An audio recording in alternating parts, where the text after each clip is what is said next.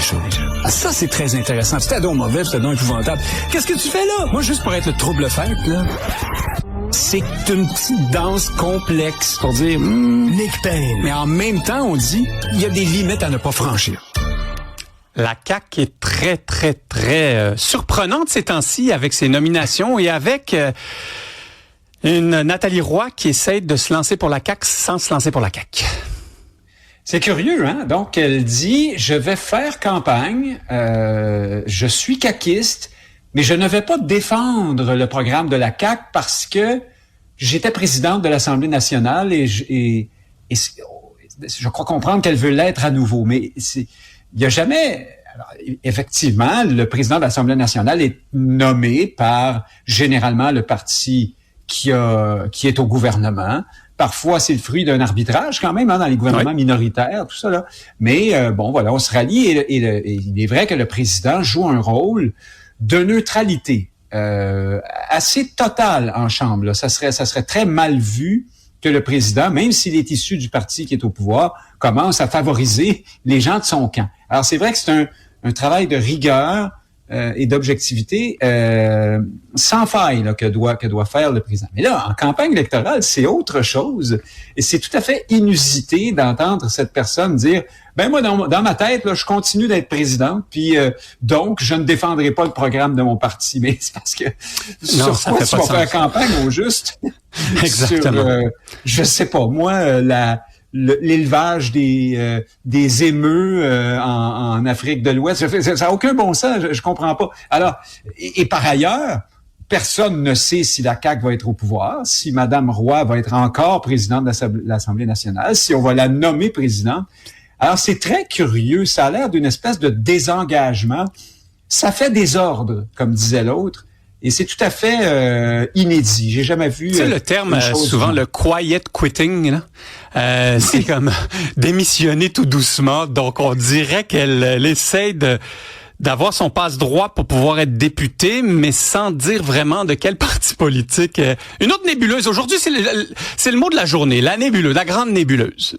Oui, je te quitte, mais je reste dans la maison avec toi, puis on va continuer de coucher dans le même lit. C'est très, très curieux. Exact. Et c'est pas la seule candidature curieuse. À la CAQ, est-ce qu'on en parle de Geneviève Petersen?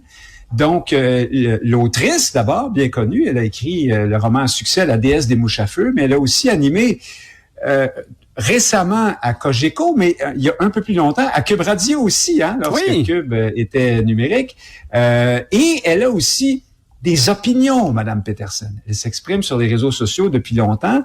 Et normalement, ces opinions-là ne la confinent qu'à un seul choix possible en politique active, et c'est Québec solidaire. Peut-être pas toujours au plan économique, disons, là, parce que on connaît moins ses positions, mais enfin, disons qu'elle coche toutes les cases du bréviaire woke. Hein, on disait woke autrefois. Donc, le Québec est une société blanche, plutôt raciste. Monsieur Legault est un mononcle qui comprend pas ce qu'est le wokisme. Il est normal de discriminer les hommes blancs dans certaines offres de postes universitaires pour faire de la place aux minorités. Bon, toutes sortes de préceptes contre lesquels la CAQ s'est battue et elle se bat encore. Elle s'inscrit en faux contre cette idée-là. Absolument. Alors, c'est très étrange et je ne vois qu'une explication possible. C'est que il y a un effet femme ici. Je pense que Christine Fréchette amène cet élément féministe, des femmes qui se lancent en politique, qui osent, qui veulent briser le plafond de verre, ainsi de suite. Là, tout ce dispositif intellectuel qui est sans doute valide, là, par ailleurs. Et c'est symbolique parce que c'est dans la circonscription de François Legault qu'on disait mononcle. Oui, c'est ça, absolument. Oui. Alors, je ne sais pas si on va lui poser des questions là-dessus. Est-ce que ce sera désormais une matante? On verra. Mais donc, alors, je vois cet élément-là qui joue. Il y a beaucoup de candidatures féminines à la CAQ qui ont été annoncées, en tout cas qui ont retenu l'attention, qui n'étaient pas nécessairement pas toujours de grandes vedettes. Là, ici, on a une personne connue, mais qui étaient des femmes de calibre. Et à chaque fois, on se disait, mon Dieu, quand même, il faut un certain courage pour aller se lancer comme ça dans un parti qui, selon toute vraisemblance, est sur la pente descendante. Mais je pense, oui, qu'il y a un effet solidarité féminine peut-être dans une certaine mesure, et aussi le fait que la CAQ, malgré tout, représente une espèce de juste milieu prudent entre toutes les options qui sont sur la table. Et ça, sociologiquement, ça a été étudié. Les femmes ont plus tendance à jouer de prudence, à moins transgresser et à aller notamment moins à droite ces années-ci. Et il se trouve que le Parti québécois est vu comme ayant fait un virage à droite. Oui, absolument. Et puis c'est quand même une personnalité polarisante aussi. Hein? On voit ses prises de position sur les réseaux sociaux, on voit les réponses, on voit les débats que ça enclenche. Donc j'ai vraiment hâte de voir ça. Au PQ, François Garriépi, il y a plusieurs annonces là aujourd'hui. Là on sent que la fin de l'été approche pour de vrai. Là. Oui, tu parles. François Garriépi, candidature péquiste. Une parenthèse, ça va bien pour le PQ en ce moment. Paul Saint-Pierre Plamondon, avec son annonce sur le référendum, a réussi à créer une éclipse médiatique hallucinante, considérant qu'on était en pleine guerre des négociations sur les tarifs et tout ça, qu'on ne parle presque que de ça. Alors, soudainement, lui, il a repris le plancher et à chaque jour, il prend l'initiative. Tout à l'heure, là, il doit annoncer un candidat économique vedette, hein? Oui, c'est ça. Ou en tout cas, selon Saint-Pierre Plamondon, ce serait un bon candidat pour faire le ménage après le gaspillage de fonds publics, les Nordvolt et autres sacliques. On sait que Elon Musk a déjà vécu, non, à Montréal. Peut-être aurait-il un retour pour le Parti québécois en Tesla. Le Dodge s'en vient. Bon, on a peut-être, je sais pas, quelqu'un de chez Lyon Électrique, quelqu'un qui marche en électrique. Ça serait un petit peu moins vendeur. Ouais. Mais ça va bien, quoi qu'on pense par ailleurs des orientations puis des choix là, du PQ. Ça, c'est autre chose. Mais sur le plan de la mise en marché. Et là, on annonce François Garriépi, ce journaliste de Radio X à Québec. Oui. Et Paul Saint-Pierre Plamondon le présente comme étant de centre-droit au point de vue économique. Je le dis avec un sourire en coin, parce que j'ai quand même jasé avec ses collègues. Je ne connaissais pas M. Garriépi, et moi, ce qu'on me dit, c'est que... Alors, écoute, je te note juste son parcours. Là. Oui, vas-y. Il a écrit dans l'hebdomadaire Voir, dans Urbania, il a étudié en philosophie, et on me décrit une sorte d'artiste dans l'âme qui a le cœur très à gauche, mais qui était opposé au tramway et en faveur du troisième lien à Québec. Ce qui est très particulier parce que ça, c'est quand même de Radio X. Oui, mais c'est le contraire des positions du PQ. Oui, non, ça c'est clair. Oui. Alors, ça, c'est un peu drôle. Il va falloir se ravaler ici. Mais globalement, je pense pas qu'on peut vraiment parler d'un gars de centre-droit et je pense que le PQ continue dans la même veine. Ce parti-là ne sera pas... Je vais encore faire fâcher du monde, mais c'est pas...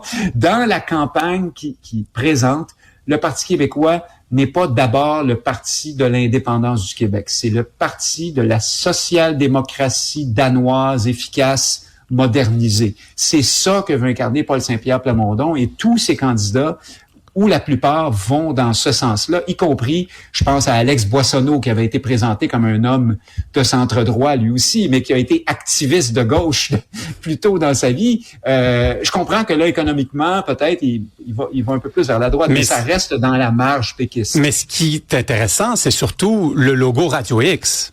Et ce qui veut dire que notre discussion d'hier, rappelle-toi, quand j'ai dit que le Parti québécois, le Parti conservateur québécois et, disons, de centre-droit à droite de la CAQ, c'est le même parti politique, ultimement. Oui, c'est ça. Il y a beaucoup de monde. Hein, il commence à avoir beaucoup de monde. Donc, on rallie très large. On essaie de maximiser nos chances aussi d'être majoritaire à l'Assemblée. Oui, on joue dans ça sent le focus group. Ça sent l'étude de marché. Tellement. D'ailleurs, tout comme le slogan du PQ, qui est excellent, le choix de la confiance. Ça s'inscrit en droite ligne avec l'annonce sur le référendum. On veut pas faire peur et on sent que les gens sont angoissés. Alors la confiance, c'est ça qui va être écrit en gros sur l'autobus. Oui, il y a beaucoup de monde au centre droit, je dirais allégué. Et ce qu'on me dit, moi, du côté conservateur, c'est que Éric Duhem aime bien qu'on vole ses idées publiquement, mais enfin, dans les coulisses, on commence à trouver qu'il y a beaucoup de monde qui se réclame un peu. Oui, puis que ça risque, le PQ pourrait faites attention, là, les conservateurs, le PQ pourrait vous passer une CAQ. Exact. On ratisse au centre droit, mais finalement, attention. Écoute, je peux pas leur donner complètement tort là-dessus. Je pense qu'ils ont plutôt raison. On voit bien la teneur réelle quand on regarde de plus près de la proposition péquiste, et c'est pas si à droite que ça, sauf pour certains sur les questions sociales et sociétales, la lutte au wokisme, les concepts là, comme le racisme systémique et tout ça qui sont rejetés par Paul Saint-Pierre Plamondon, et un discours plus critique sur les seuils d'immigration. Mais Nick, ça, on sera pas surpris si un parti politique fait une campagne avec une plateforme et dirige la province avec une autre. Là, ne soyons pas trop surpris. Mais voyons donc! Qu'est-ce que tu racontes là? Impie! Oui, exactement. Écoute, The Art of the Deal, t'as aimé le livre? J'ai pas lu le livre, mais on en a tellement parlé que je sais un peu en quoi ça consiste. Et si jamais on n'en avait pas parlé, il suffit de voir aller M. Trump pour comprendre la méthode.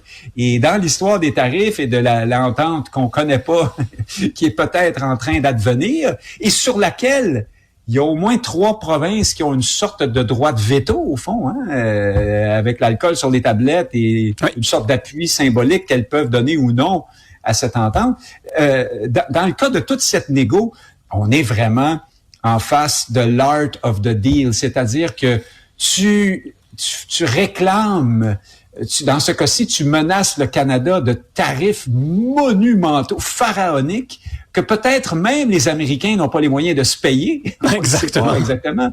Mais tu demandes la lune, tu déstabilises ton adversaire, tu lui envoies des signaux contradictoires qui le rendent complètement fou, et puis après, tu concèdes un petit peu. Alors, ce sera pas 50%, ça va être seulement 25%. J'ai coupé de moitié. Ben oui, c'est ça. Mais ce qui est encore absolument énorme. Mais voilà, on en est là après avoir arraché des bouts de notre chemise, puis donné des bouts de doigts, puis des bouts de pieds, puis de la culture, le streaming, le pont Gordie Howe, on fait toutes les concessions possibles. Nomme-les toutes. Et là, effectivement, on va avoir un petit peu moins de très gros tarifs. Et de son côté, suite à ça, toujours dans la méthode Art of the Deal, M. Trump, lui, vend à ses concitoyens une victoire éclatante sur toute la ligne, en disant un peu n'importe quoi, notamment sur la gestion de l'offre, mais on peut pas y donner tort, c'est-à-dire que... Ça va mériter un autre arche à Washington, l'arche de la victoire tarifaire. Oui, avec des statues de fromage, de lait, de vache. C'est ça. Écoute, Donald Trump, au pied desquels un beau bassin d'eau vermouillée. Oui, exactement. Écoute, on pourra pas dire qu'il nous divertit pas cet été, Donald Trump, du moins. Il va nous faire mal au portefeuille, il va nous faire plusieurs crises d'urticaire. Mais bref, Nick Payne, merci beaucoup, t'es passionnant comme d'habitude. À demain. À demain.